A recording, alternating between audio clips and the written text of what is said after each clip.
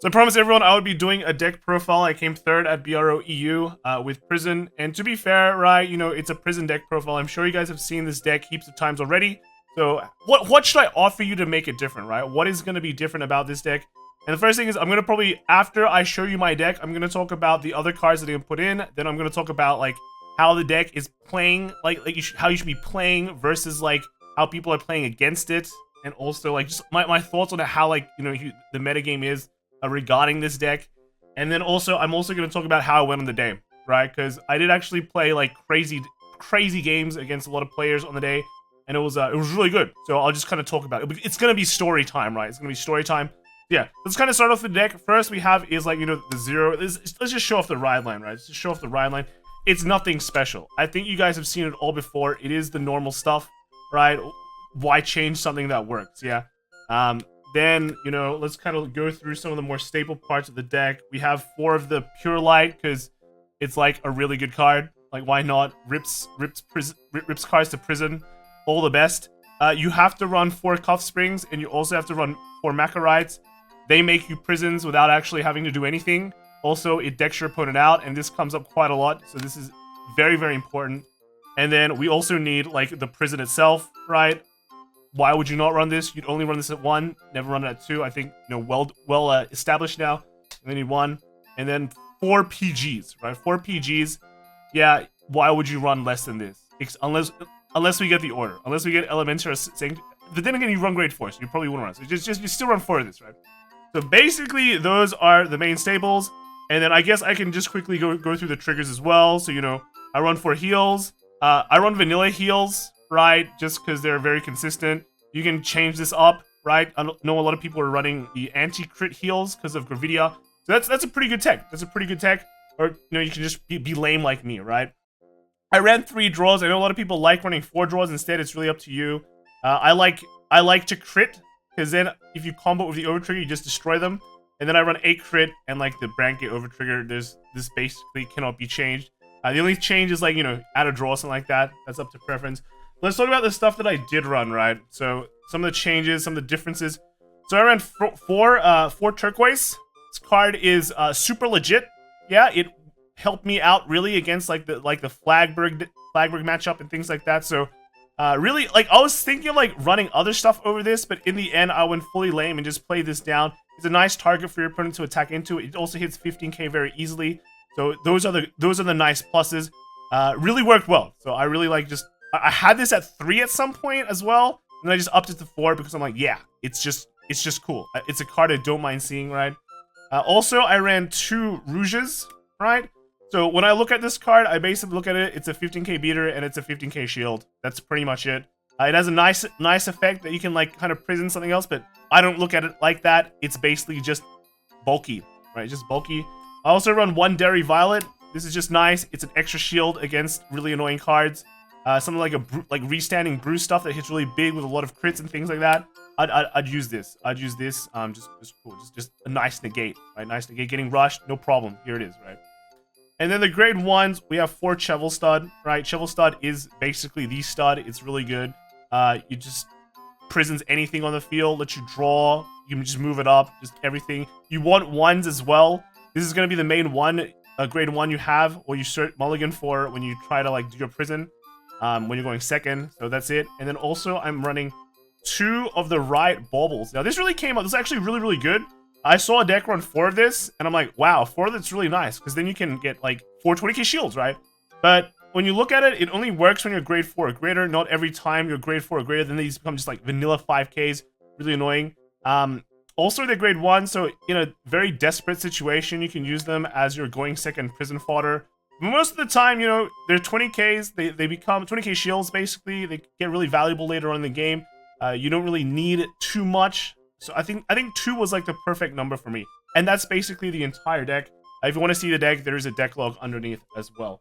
But what are the cards that I didn't run? So there were 3 candidates for me that came up.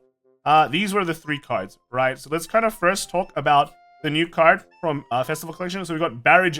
Is it Litra? Litra? I can't really say it. But yeah, this one looks really, really good, right? You know, when you fight it, right? When you battle with it, your opponent has to guard it, and then they go to prison, or you attack a rear guard, and that card goes to prison. But if they don't do anything, then you attack the Vanguard and they just like take it, right? So that seems really, really good in practice. After testing with like with Mark and all that, you know, the pressure from this card didn't really come into play much. The other thing is like it's just a 10k, so it's it doesn't really hit any good numbers.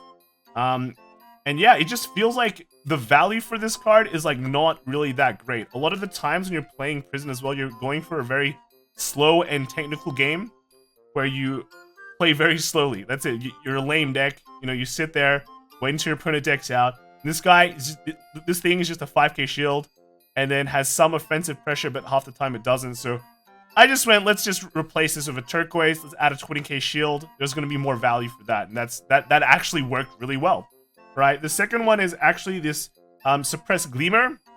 I know a lot of people run this at 3. I actually hate this card because what usually happens is like you draw, you have this in hand, right? And then one of them goes to damage, or one of them gets soul charged by your prison, and then like you draw the other one or something, and this card just becomes absolutely worthless. Sure, it's a 13k beater, and it's technically free, but yeah, like I don't know. It just didn't feel good. It felt like a waste of space for me. If I was gonna run a grade 1, it would be actually Rapper Plune. This allows you to kind of either countercharge or soul charge 3. You will always go for the countercharge, basically. You will always go for the countercharge.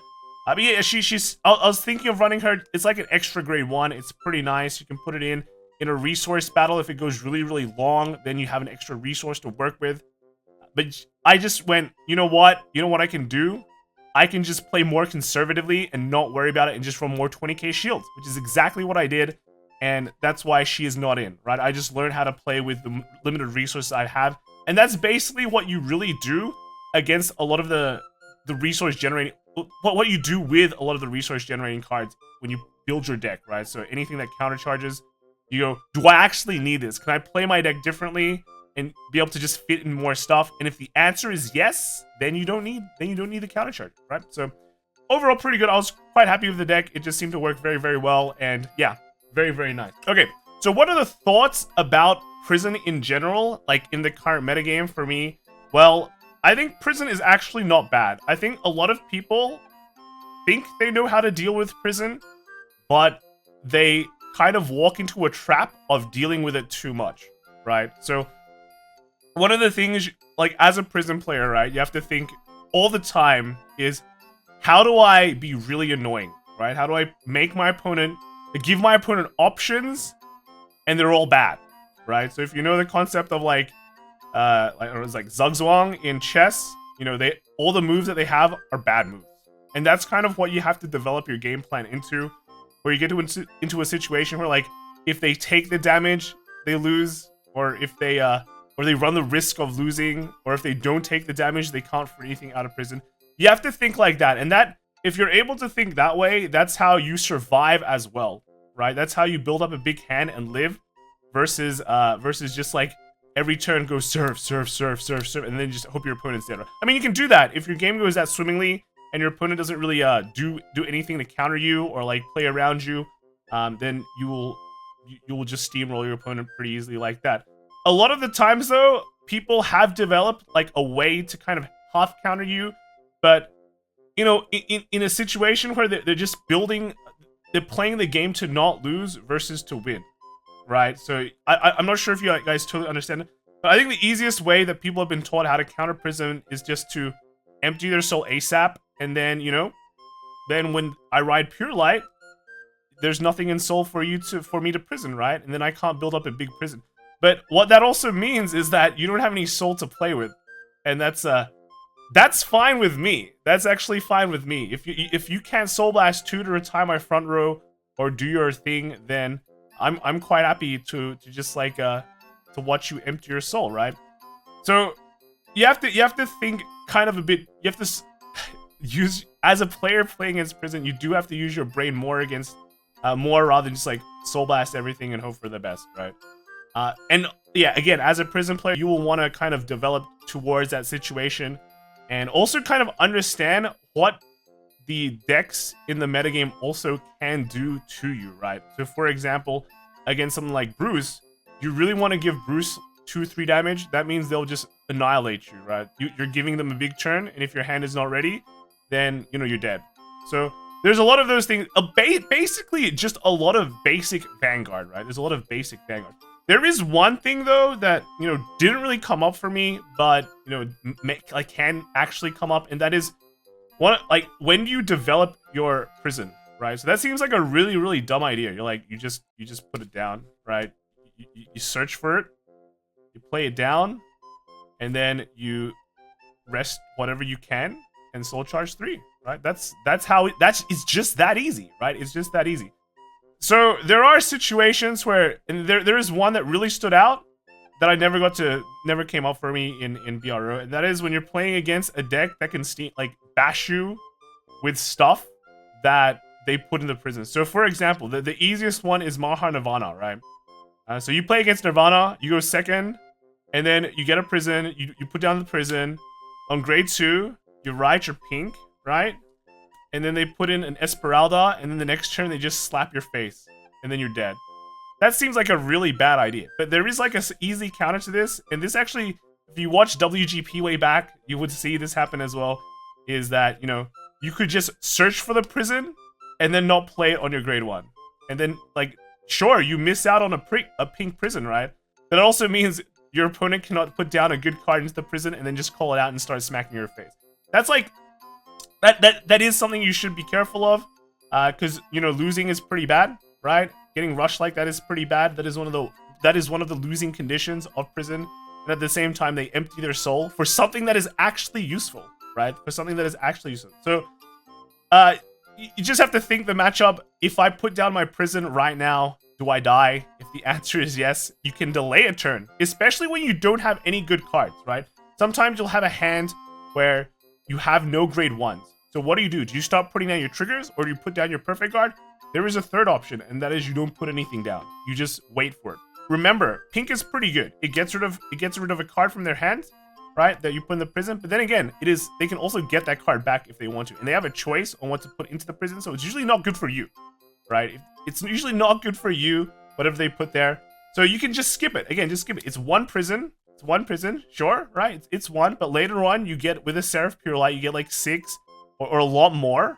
And then, you know, you will just come back from there, right? So that will be something that comes up just depending on the matchup. But otherwise, like other things, like, you know, do I go for like the deck out? Do I just straight up ride into Purelight? That's also something that I want to say is there is a big difference between Snow and Purelight, right? And it might sound very dumb. It might sound very simple and dumb. And that is, with Snow, you get to pick what you prison. With Purelight, you don't, right? You mass prison everything from everything. And yeah, life is good, right? But sometimes life isn't good when you do that, because if your opponent is smart, they will be able to put something like, for example, for Bavsagara, they can put 2 Ayashinas in the front row, the grade 2 dude, that when it comes into play, it gets 10k. So if you ride into Purelight, they go, thanks. And they just prison those. Next time they come out, they get another 10k, and they wreck your face. Like, so that plus Persona Ride, right? That's like 30k. And then with it, like, I don't know, is there like a Trick Moon at the back, right? Plus 25, 35. How are you guarding that? You're just dead. You're straight up dead, right? So sometimes it actually just might be better to not ride straight into a Purelight, because at least, like, think about what you're missing between these two, right? I guess she's got 2 big hands, and she doesn't. She's like, yeah, I guess that's different. But also, like, with Snow, you're already getting a triple drive. Triple drive is good. I like triple drive. Everyone likes triple drive. What you're only missing out is the power boost, right? And to be fair, right? Power boost is cool. Power boost is nice, but half the time, what you're worried about is the triple drive, and also just putting all your triggers on a rear guard. And that can already be achieved with Snow, right? So certain matchups, it's just not good to go straight into Purelight, especially if you lose some, right? If you prison in the beginning when you soul charge from prison, if you lost some Purelights and someone to the damage, right?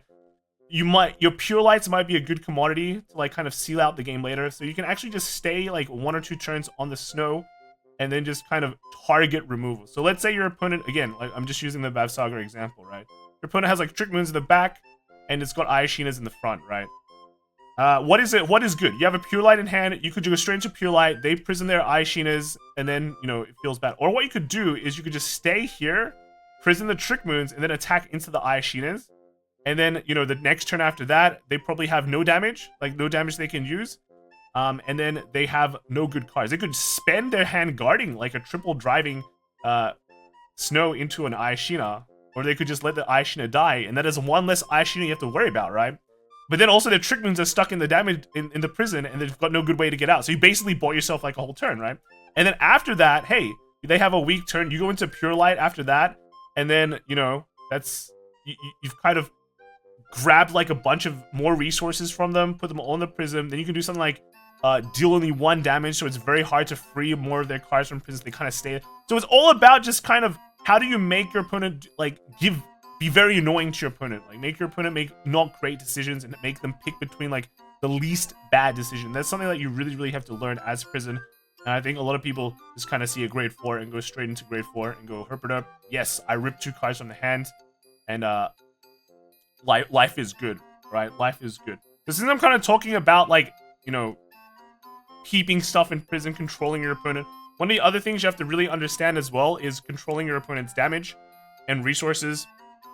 And that means like how much damage do I give my opponent a turn?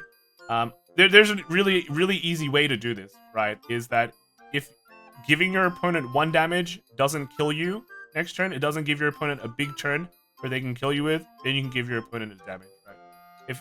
If you can give your opponent 2 damage, then sure, you can do that too, right? But just after 2, they can do things like free stuff and then do a CB move, right? You have to think like, okay, can I afford to give away stuff from the prison and give them something, right? Usually you want to make them go, okay, you have to choose between doing your big moves or getting stuff out of prison. And that's like, that's usually the thing that you should give them, right? You should let them make that choice. Or otherwise the choice could be just don't give them any CB at all, right? If they have ways to kind of get CB or countercharge without you interacting, then that entire discussion becomes moot, right? Then you can just really give damage and not worry about it. But a lot of decks don't have that capability to kind of generate, you know, more soul that easily or countercharge. So you have to really keep that in mind, because you have to remember you have 2 win conditions in this deck, right? You have Seraph's ability, which is get a lot of power and then just crush your opponent through just power and crits, right? That's cool, right? That's cool. But your other way is also a deck out, which is be very slow and lame and make sure you don't die. So that is, you've got 2 win conditions and you have to learn how to play to each one, right? In my games, I think a lot of my games just went to deck out because I was being very careful in how I wanted to play. And that's kind of how it is. And then also one of the against counterplaying prison, I notice a lot of people will kind of counterplay just by, you know, empty out the soul. I've done that, so my game should be easier. It actually isn't that easy, right? You should kind of learn to like bait or kind of give the prison player a choice whether to go straight into the Seraph and make like a weak play and then do a big kind of counterplay after that, or just, you know, not just use all your resources. Like think about it this way, right? If let's say your soul had like 1 card, and then you had like 2 good rear guards. Again, let's think about like the Aishinas, right? Remember the grade 2s, Bav Saga stuff I was talking about? Let's say this was like the setup, right? If your opponent looked at this and go, oh crazy, I can Seraph now, and then he loses 2 rear guards, he loses the 1 card in soul, and then 2 cards in hand. I get 5 prison, and then with a macro I can get 6. That's really good on my side, right? But think about what you can do as a player next, right? Is you can call out your Aishinas again, they get power, and then you didn't have any soul, so whatever, right? Whatever. But yeah, you call out your Aishinas and make a big play next turn. Or if they go, hey, I don't want your Aishinas to like to go into prison and come out and do a big power. I'm gonna like do another play. That means you have a card already in soul. And then you can Persona Ride and then do something like the Bav Saga skill, right? So there's these kind of... I think a lot of players shouldn't just immediately dump everything out of their soul and go, heh, right? Problem solved. Because that doesn't really solve the problem. Because remember, you know, if you dump out all your soul like that, that means I don't have to worry about your soul. I don't have to worry about you doing a big turn on your like that requires soul next turn. I only have to worry about your counterblast, and it makes my life much easier. So there's a few things like that. It's people should kind of learn to play more around it. It's not as simple as just emptying out everything, and that's kind of it, right? So I think those are kind of like the only things I really want to talk about. I haven't really thought about a lot of other stuff as well. There's probably a few thoughts, but right now I think most of it is just ranting about small things. So yeah, that's kind of it for the quick meta thoughts and discussions. Let's kind of talk about how I went on the whole day, alright? So let's kind of talk about how I went through the day and basically everything I faced, because I did kind of hype it up in the beginning, right? And say I had some really, really good games. So first round I did play against Thegra. This is one of the first... I don't test much against Thegra, let's be real here, right? And the Arshan got really annoying because, you know, just stopping all my Purelight stuff. But overall, like, just played the long game, just grinded it out, and basically decked him out. And then the second game was against the Magnolia. That just went very swimmingly, very easy game. Everything went right for me. You know, it was one of those games, right? I think I just straight up rode up to Purelight. He had like basically no hand, and I hit 10 like the moment I rode Purelight and just won. So went very, very well. Very, very simple game. Then the third round I played against Full Metal Paladin. So that was my that came he came second, I think, at V.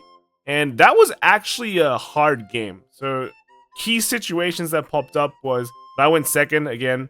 But he on the grade 3 ride, right? The turn he rode grade 3, he threw down 2 Inlet Pulse dragons, and then just attacked three times, right?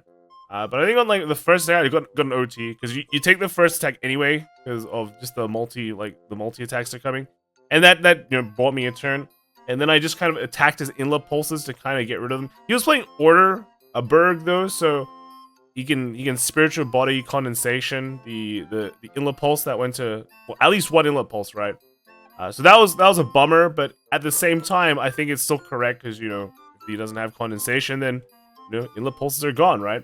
But then that game actually went very long because I felt like he actually knew how to play the matchup better than most people.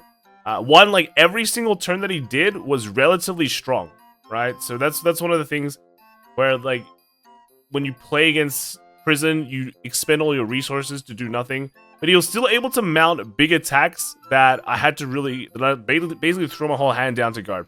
And at the end of the game, I did deck him out, but it was basically had no cards in hand because of the big turns that he could do with a Flagberg. So that was a really, really good game, very close. And then in round 4, I played against Nils. So this was the Greedon player that won. And we had a really fun game. Like, it was the game before lunch break. So, well, not lunch break. Just a break, right? Because it would be like 11 p.m. in my side. But yeah, we had a really fun game. We're just talking about, you know, eating lots of damage, go to break quicker. And then he was really wanting to get his overtrigger.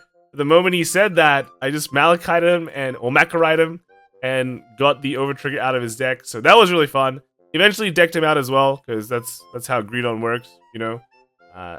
Yeah, pretty much. There was one turn when he triggered a crit trigger on his first drive check, and he put it all to Vanguard, and I felt a bit scared, because I think at the end he got relatively compressed, but then the second check was not the trigger, so felt good.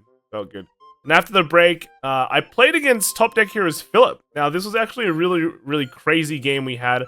How did it go down? I think I went second again, and he... Basically, what would happen is he'll deal damage to me, and then I'll heal it off. So, I'll attack him, you know, 1 damage, then he attacks, he triggers a heal, I take a damage, then my turn, I attack, I trigger heal, and yeah, I think that, like, right after that, he got an overtrigger, so that went to 0 damage, and then when he attacked into me, I got my overtrigger, and that went to 0 damage. And basically, we were on our second turn of grade 3s, and we had 0 counterblast. We actually just had 0 counterblast.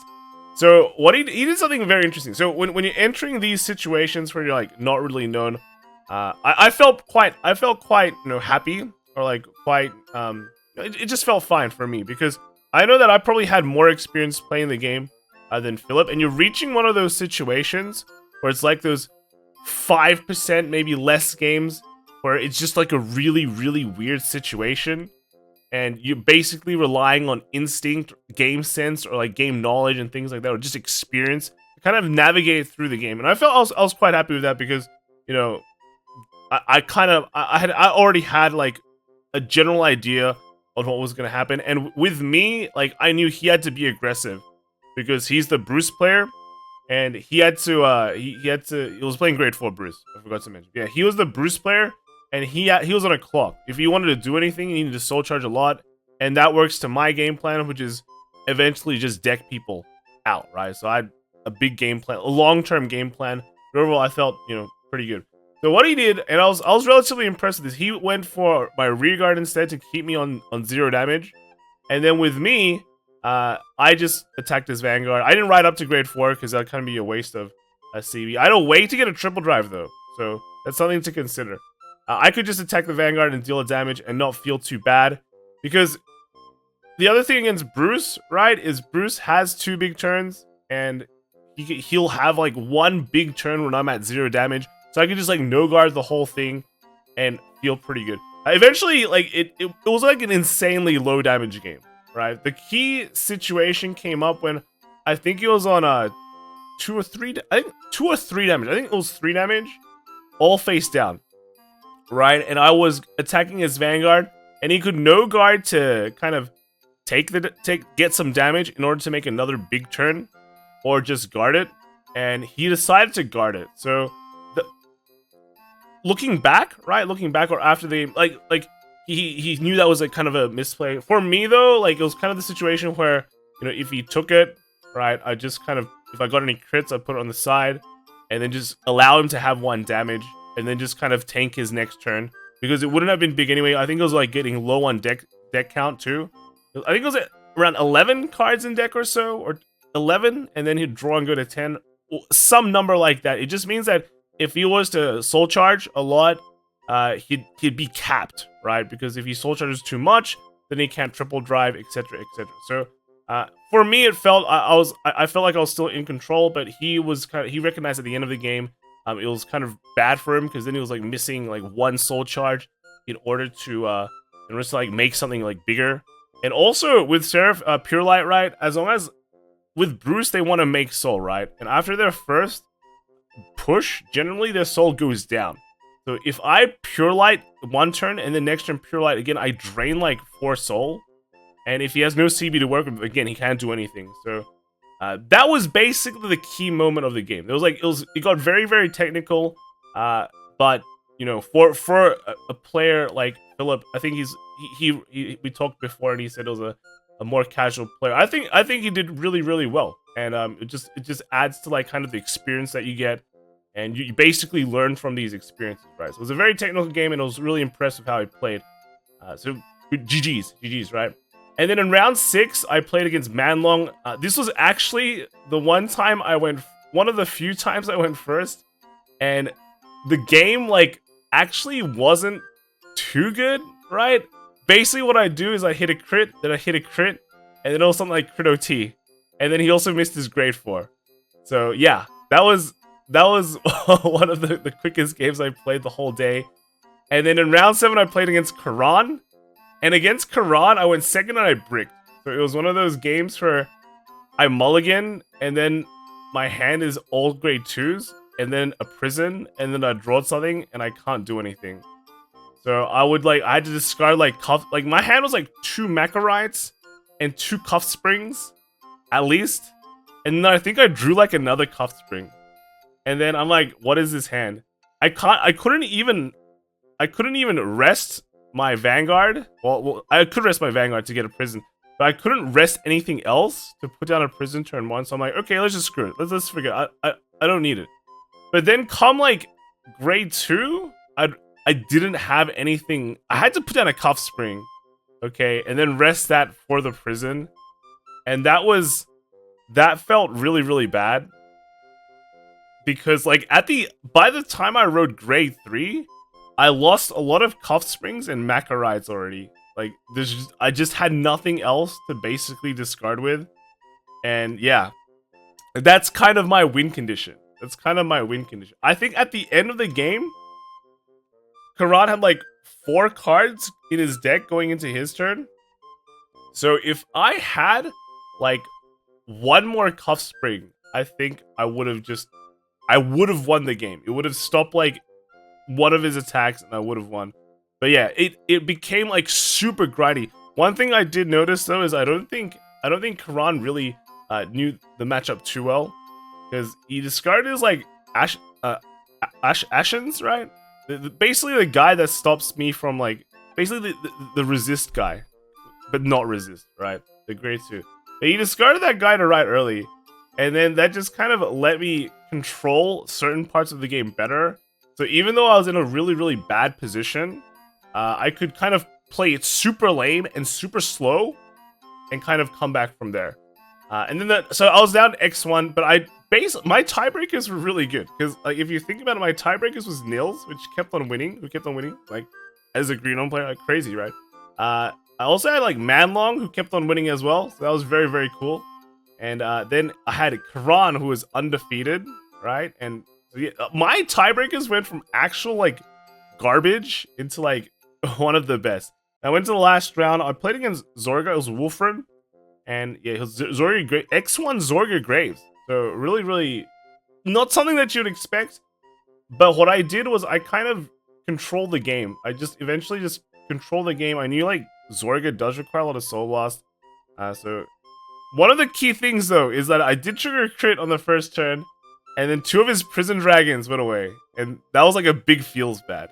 But basically stalled out the entire game, and then just kind of won from there. I think this was also one of the games where I lost a couple of Purelights into like just soul charging and damage, so I had to be very, very careful with the Purelighting. One thing I did was I did stay on grade 3 and kind of target specific cards for the prison. Because if you look at the entire kind of lineup for Zorga, is that you don't want to prison their headhunters, because then they kind of ruin your damage deny, right? So if you go into Purelight and they just go, oh, thanks, they'll just keep on putting the headhunters to prison. And there's not really a good way where you can... They can basically get around a lot of things. So I think I stand on 3 a couple of turns just to target the stuff that like doesn't do anything when they come out. Basically, I think the Shadow Cloaks, right? And that was kind of that, right? That was kind of that basically won me the game until the end. When I was ready to like push, and then he was like, and get crits and things like that. So yeah, that was that. In the end, I won that, and I went X1. That was pretty good.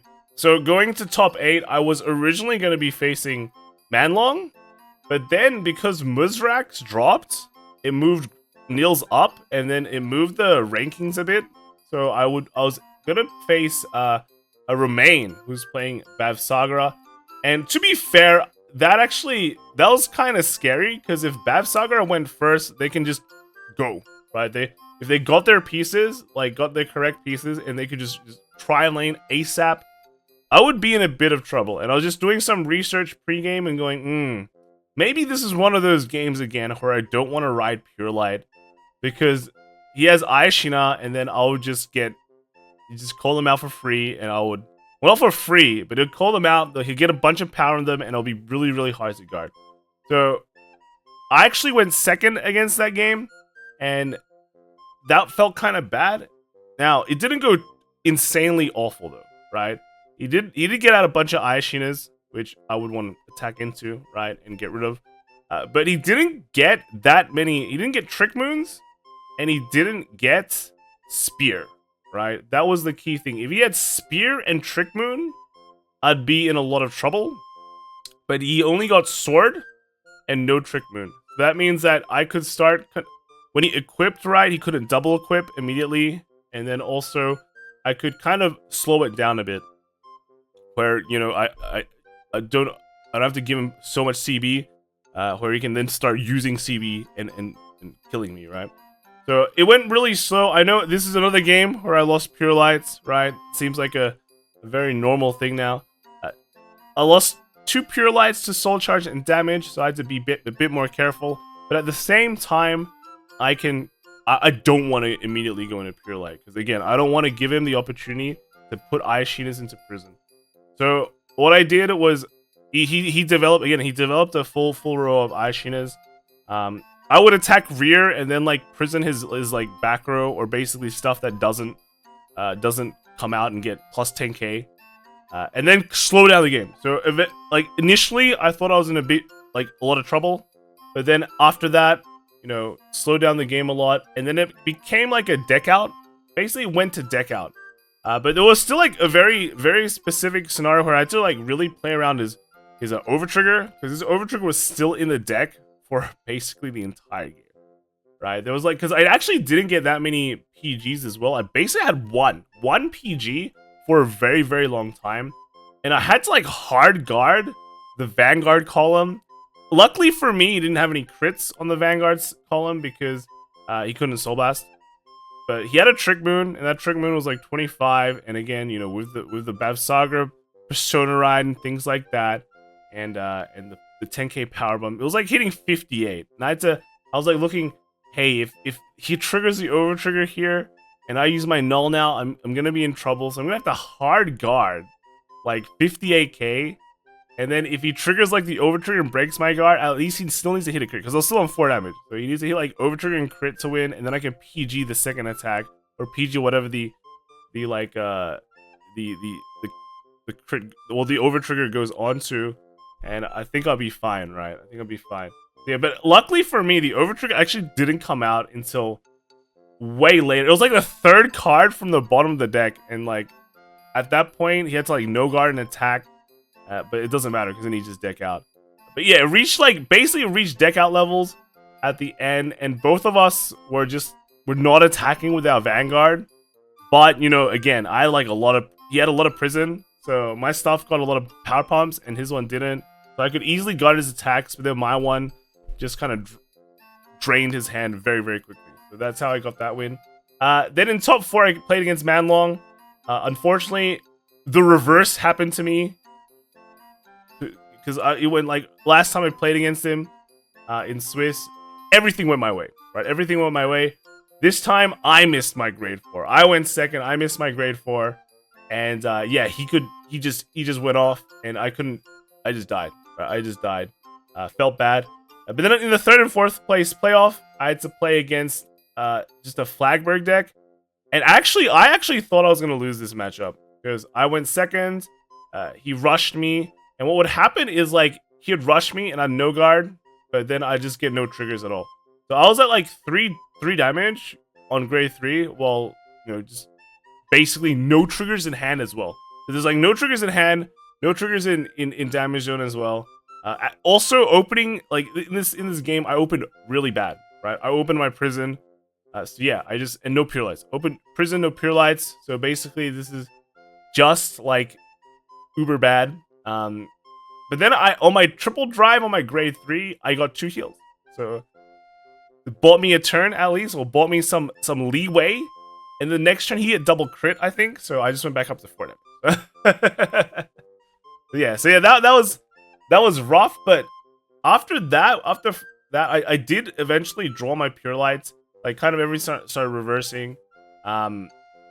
I started just draining out his soul and then his field, and I controlled his damage a lot again, so he couldn't really do whatever he wanted. He didn't really have Persona Ride or anything like that, so he couldn't make any good turns, and then I just controlled the game and then eventually beat him with lots of prisons and Purelights and secure my 3rd place win. So yeah, that was, of course, me telling you this is just kind of me talking to you and you listening, so it's like kind of just like a weird story time. But yeah, I actually wish I did record the games. They were like very technical. Right? Most of the games went to deck out, or went the distance, and it would be probably kind of cool to see them. But unfortunately, I didn't. I was just like, remember, I was just gonna play a couple of rounds, do my best, maybe just go to sleep. But then, you know, I didn't lose until like the 2nd last game of Swiss, so second round of Swiss. So I just it just turned out very well. Yeah. GG's to everyone I played against. All my games are really good. I really enjoyed playing in Europe. Enjoyed all the staff was good as well, and it was a really cool experience just meeting everyone. If you guys are thinking about if you should play BRO or not, I think you should. Right? I think you should give it a try. As long as you're free, just like sign up one time. Hopefully you have a webcam, and just give it a go, because it's fun. It's fun playing with people around the world, right?